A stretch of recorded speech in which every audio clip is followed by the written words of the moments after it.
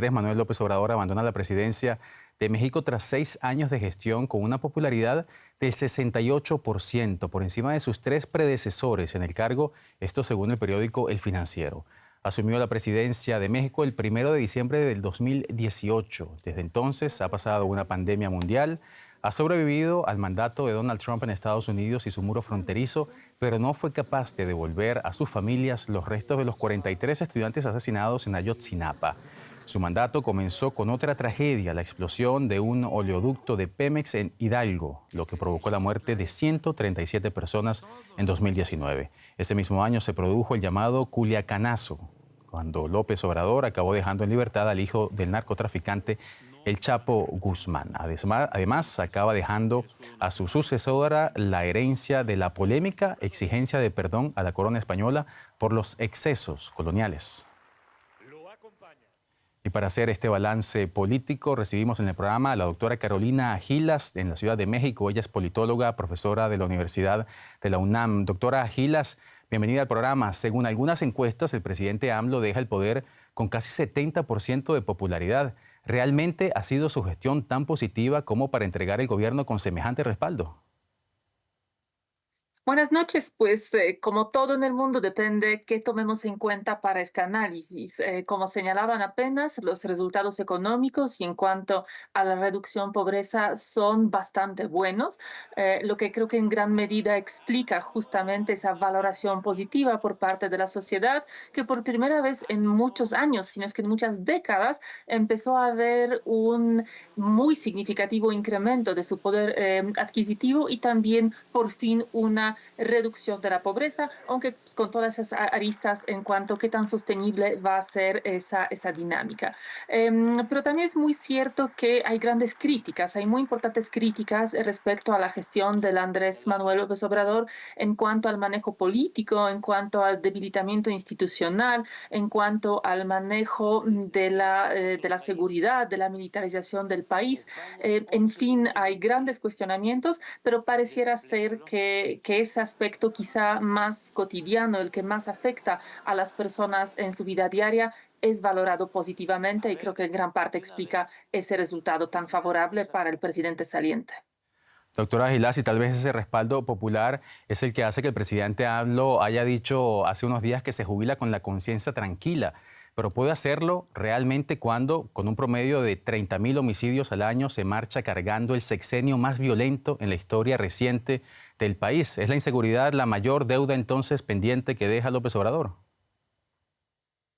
Me parece que sí, definitivamente es de sus más grandes deudas. No ha podido, bueno, no ha cumplido para empezar con la promesa de campaña que ha sido regresar el ejército a los cuarteles. Al contrario, su sexenio ha sido marcado por una paulatina militarización del país, por el otorgamiento a las Fuerzas Armadas de facultades que pertenecen tradicionalmente al gobierno civil, como el manejo de aeropuertos, manejo de las aduanas, como pues ciertas empresas como aerolíneas y pues otra serie de elementos y que cierra ahora este mes justamente con la aprobación de la reforma constitucional que ya de manera formal militariza el mando de la Guardia Nacional. Los resultados de esa política pues, son justamente los que señalas, el sexenio más violento, a pesar de que el presidente suele alegar otros datos y pues matizar o interpretar de distintas maneras. Me parece que los datos son pues, absolutamente claros y marcan un fracaso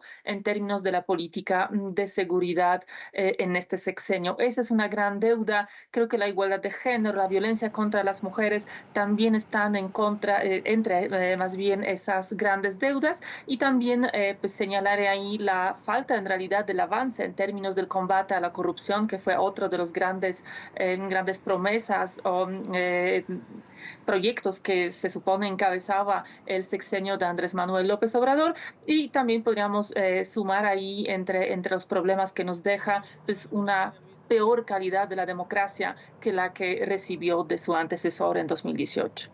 Si bien entonces el presidente AMLO se marcha con varias deudas pendientes, doctora Gilas, uno de los temas que marca el final de su mandato ha sido la reforma judicial. ¿Cómo juzga usted el legado que en esa materia deja entonces el presidente López Obrador?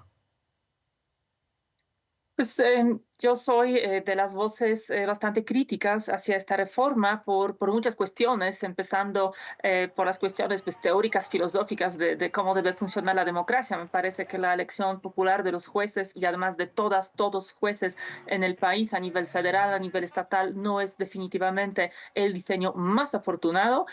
Muchas interpretaciones señalan que esa decisión la toma el presidente desde pues, una especie de encono en contra del Poder Judicial, que en diferentes momentos del sexenio ha frenado varias de sus políticas.